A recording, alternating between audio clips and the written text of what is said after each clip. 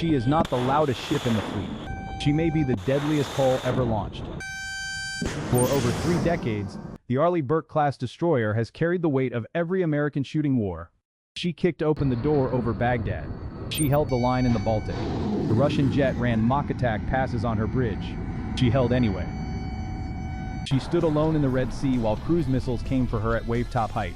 And she climbed her SM-6 straight into a falling ballistic warhead over the Pacific. This is not one ship.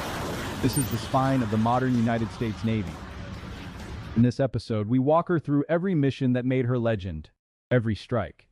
Every intercept. Every stare down. This is every mission of the Arleigh Burke-class destroyer. The Arleigh Burke-class went to sea in 1991. She was designed around one central idea: fuse the ship, the radar, and the missile into a single killing brain. That brain is Aegis. At the heart of every Burke sits the Spy 1D phased array radar. 4 fixed panels are burned into the deckhouse. They track hundreds of targets at once. Below her deck sit 90 cells of the Mark 41 vertical launching system. Those cells fire Tomahawk cruise missiles and standard SM-2 interceptors. Later hulls also carry SM-3 and SM-6. A 5-inch gun sits forward. The Sea Whiz phalanx guards each beam. Aegis ties it all together from search to shoot in seconds. By 1998, Saddam Hussein had thrown out weapons inspectors. Washington answered with Operation Desert Fox. And for the first time, the Burke sailed to war. December 17, 1998.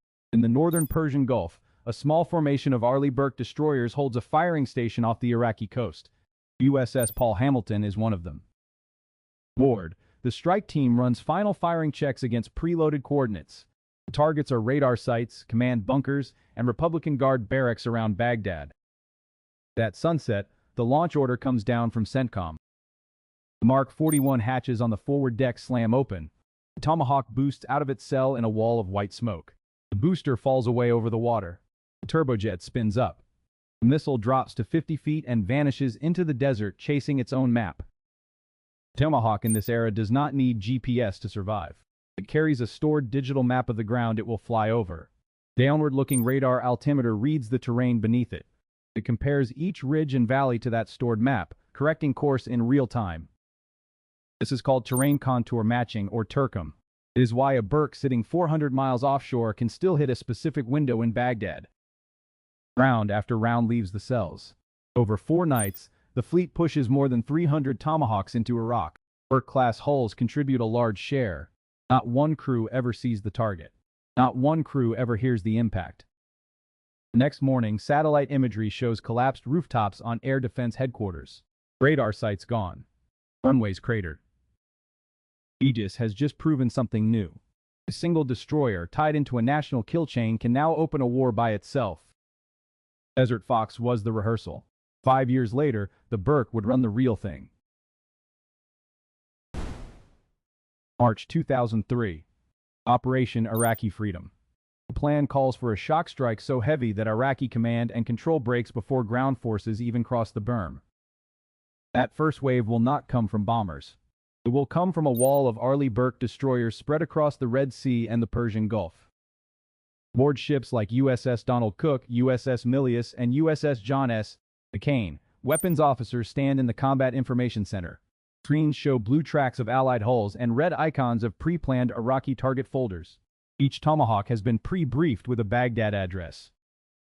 March 20th, 2003, just before dawn local time. President Bush ends the ultimatum. Aegis screens light up with a fire authorization.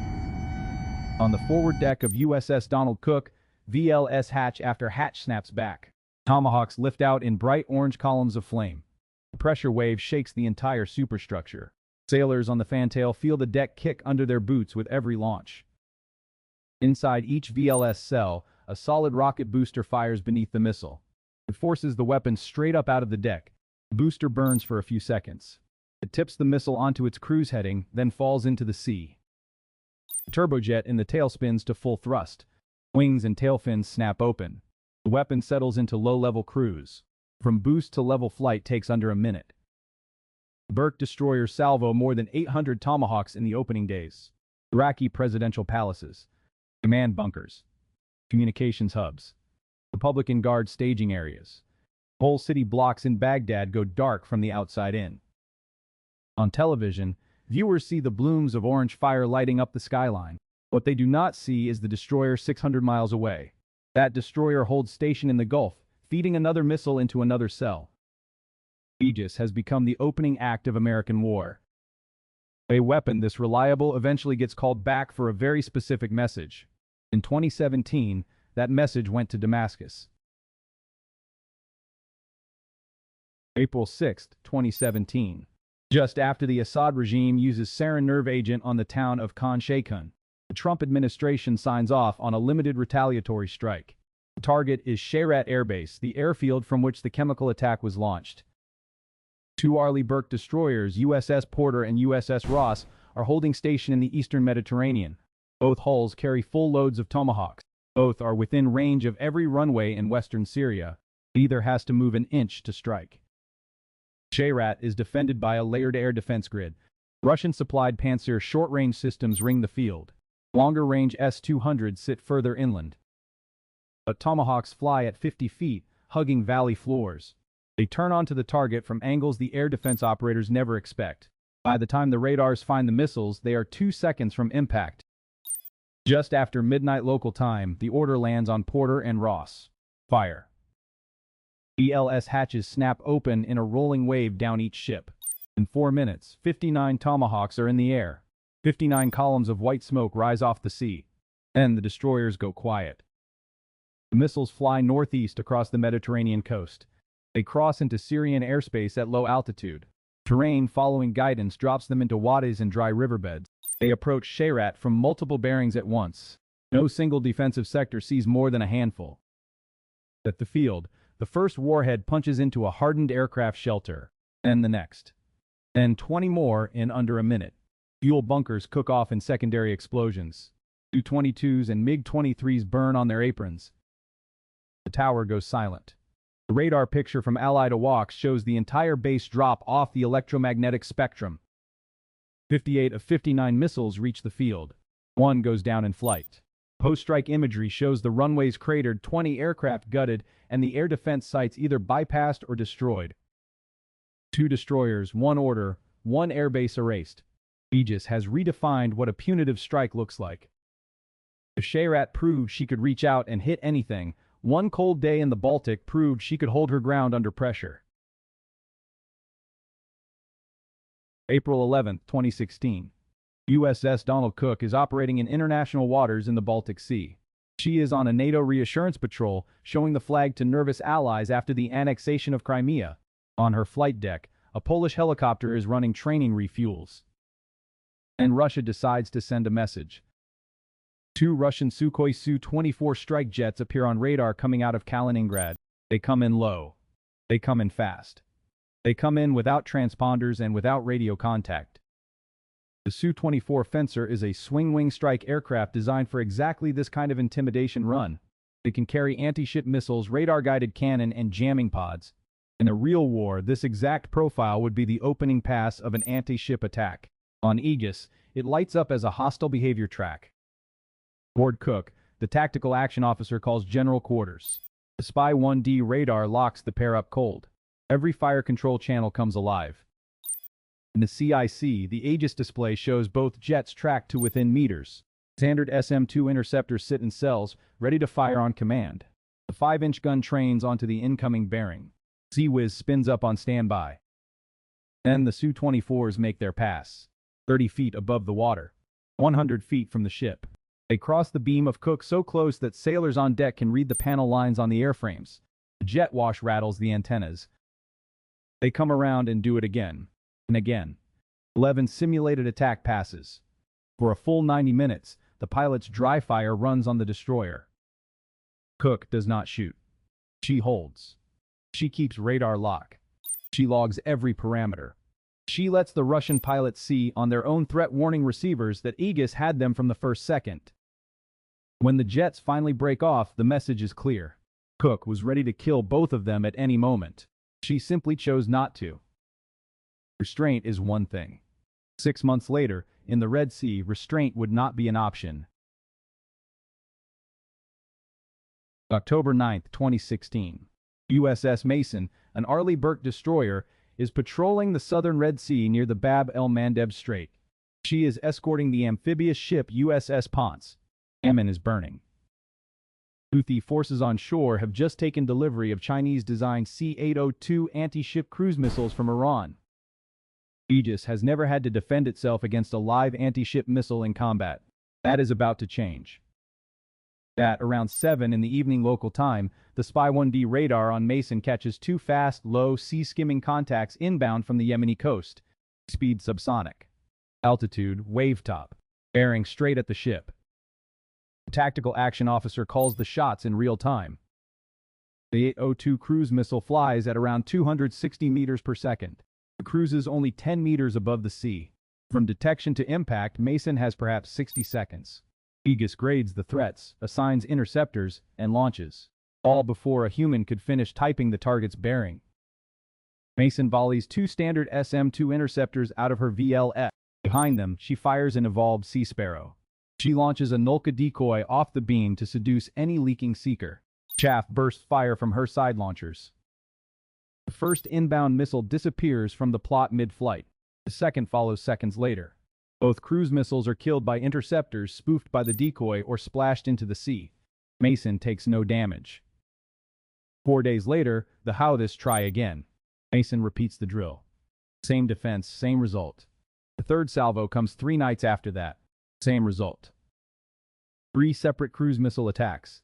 0 hits on the destroyer. In response, USS Nitsi, another Burke on station, fires Tomahawks against 3 Houthi coastal radar sites and destroys all 3. For the first time in history, an Aegis destroyer has actively defended itself in combat against anti-ship missiles and won. Killing a sea skimmer is one problem. Killing something falling out of space is another. And she was about to solve that one too. February 3, 2017. Off the coast of Kauai, Hawaii, the Missile Defense Agency has set up one of the hardest live-fire tests ever run at sea. Medium-range ballistic missile target will be launched from a range site over the Pacific. On station, USS John Paul Jones, an Arleigh Burke destroyer with the newest Aegis Baseline 9 combat system, will try to shoot it down. Nothing like this has ever been done from a warship before. The target lifts off, burns through boost. It arcs high above the atmosphere at over 3 kilometers per second. It begins its terminal dive on a programmed impact area. Aegis on John Paul Jones catches the track from a networked sensor overhead. The picture is not from her own radar. It is a remote cue. This is called Engage on Remote. The destroyer receives target data from another ship, aircraft, or space-based sensor. Then she fires her interceptor before her own radar has ever seen the incoming warhead. The interceptor climbs on trust. Aegis updates its guidance in flight as the destroyer's own spy radar finally locks on. It is a completely new way of fighting. The launch order comes down. The standard SM-6 leaps out of the VLS in a spear of white flame. The booster falls. The dual-pulse motor kicks. The interceptor climbs at hypersonic speed. Aegis feeds it target updates every fraction of a second. The SM-6 finds the re-entering warhead in the upper atmosphere. Its active seeker snaps on. The 2 closing speeds combine into something no camera can properly capture. Then, a bright flash, and the ballistic threat is gone. USS John Paul Jones has just become the first surface ship in history to shoot down a medium-range ballistic missile with an SM-6. From that day on, every Arleigh Burke of her baseline is a mobile ballistic missile shield. Shielding a nation is one story. Shielding an entire ocean lane against a swarm is another. The Red Sea would demand exactly that. Late October 2023. The war in Gaza has erupted. Iran-backed Houthi forces in Yemen open a second front. They begin firing drones, cruise missiles, and anti-ship ballistic missiles at commercial shipping and U.S. Navy warships transiting the southern Red Sea. Standing in the way is a rotating wall of Arleigh Burke destroyers. USS Carney, USS Mason, USS Thomas Hudner, USS Gravely, USS Laboon. Every night they fight. October 19, 2023. USS Carney is on patrol in the northern Red Sea. Over the course of 9 hours, her Spy-1D radar detects 4 Houthi land attack cruise missiles and 15 one-way attack drones. All are climbing out of Yemen and turning northbound. The Aegis picture fills with red tracks. Carney's crew fights the battle in the CIC in near silence. Standard SM-2 interceptors leave her VLS in rippling salvos. The 5-inch gun barks against low, slow drones. Every threat is shot down. Not one reaches its target inside Israel. Each Houthi drone or missile costs perhaps $20,000. Each SM-2 interceptor Carney fires costs over $2 million. The math is brutal. But every intercept is a life saved and a shipping lane kept open. The Burke-class is fighting a war of cost, not just of steel. Over the following months, Burke destroyers in the Red Sea intercept more than 100 drones, dozens of cruise missiles, and multiple anti-ship ballistic missiles. USS Gravely destroys an inbound cruise missile with her Sea-Whiz phalanx at close range. It is the first known combat use of phalanx against a real threat. Carney alone spends more than 50 days on the line. She fires more munitions in combat than any U.S. destroyer since the Second World War. One more mission remained to be tested. Not a strike. Not a swarm. A quiet line of steel drawn across contested water. August 10, 2017. USS John S. McCain, an Arleigh Burke destroyer, is steaming through the South China Sea. Her orders are simple. Conduct a Freedom of Navigation operation, or FONOP, within 12 nautical miles of Mischief Reef. That reef is a Chinese-built artificial island, one of several that Beijing claims as sovereign territory. The United States does not recognize the claim, and it intends to prove that fact with steel and a wake. McCain enters the 12-mile line at cruising speed. On the horizon, a Chinese Type 054 frigate closes to shadow her. Chinese Coast Guard cutters follow. Radio calls warn the destroyer to leave. McCain does not answer. A Freedom of Navigation operation is not a stunt. It is a legal act under the United Nations Convention on the Law of the Sea. By sailing openly through disputed water without seeking permission, the U.S. Navy formally rejects the excessive maritime claim. Every mile of McCain's wake becomes admissible evidence in international law. McCain holds her course. Her Spy-1D radar sees the Chinese ships from far outside their own detection range. Her CIC quietly tracks every vessel, every aircraft, every radar emission for hours. She logs everything. She does not maneuver. She does not fire. She does not blink. She sails clean through the disputed waters past the reef and out the other side. Chinese ships trail her the entire way. Then, at the 12-mile mark, they peel off. The message lands worldwide within hours. The strongest navy on Earth just sailed past a Chinese-claimed reef and did not so much as slow down. Every regional partner sees it. Every rival capital sees it. The Freedom of Navigation line is redrawn in wake by a single Arleigh Burke destroyer. Every one of these missions traces back to the same hull, the same combat system, the same idea. From the opening Tomahawks over Baghdad to a ballistic warhead splashed over the Pacific. From a Russian fencer buzzing her bridge in the Baltic to a nightly wall of steel in the Red Sea. The Arleigh Burke-class destroyer has become the single most used, most trusted, most lethal surface combatant in the modern era. She was designed around one idea: fuse the ship, the radar, and the missile into a single killing brain.